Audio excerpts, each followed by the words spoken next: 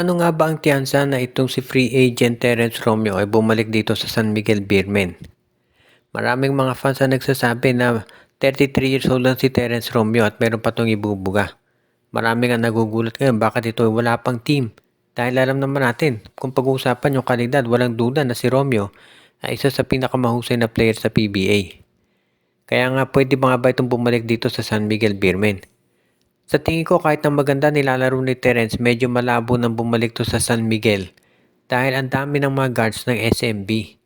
As it is, ang balita nga baka itong si Jeron Ting ay ma-trade na rin ng San Miguel Beer para mabigyan daan naman itong kanilang rookie draft pick na si Chris Miller. Pati nga dito sa point guard ng San Miguel, tatlo na yan.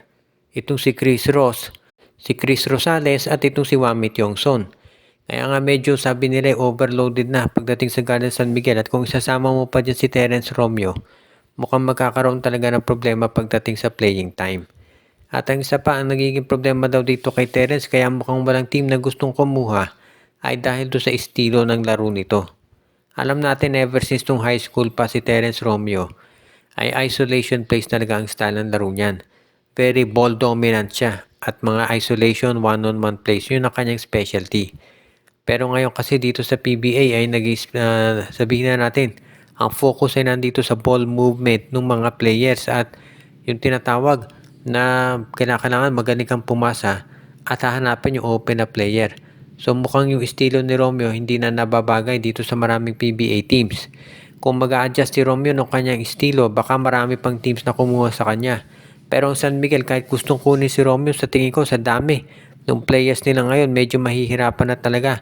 At kung makuha man nila si Romeo, malamang halos wala na itong minuto na maibibigay o makukuha. Ang isa pang team na nagre-ready ngayon ay itong Terra Firma Jeep.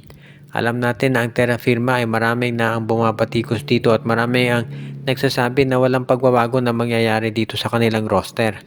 Pero ayon dito sa kanilang coach na si Ronald Tubid, talagang lalaban na raw ang Terra Firma at magkakaroon ng mga magagandang adjustment dito sa kanilang lineup.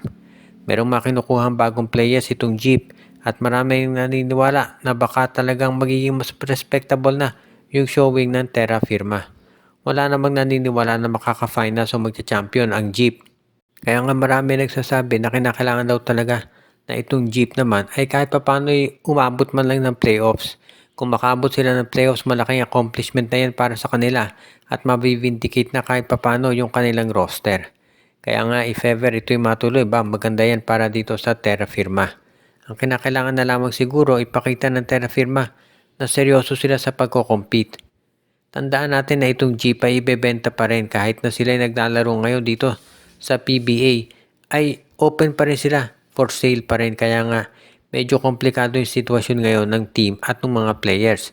Kumbaga yung mga players walang kasiguraduhan na magkakaroon pa sila ng team pagkatapos nitong conference na to. At yan din ang dahilan kung bakit kinakailangan magpakita ng gilas nila para ipakita doon sa mga prospective buyer na sila ay dapat masama dito sa lineup ng Terra Firma in case nga na ito'y mabenta na.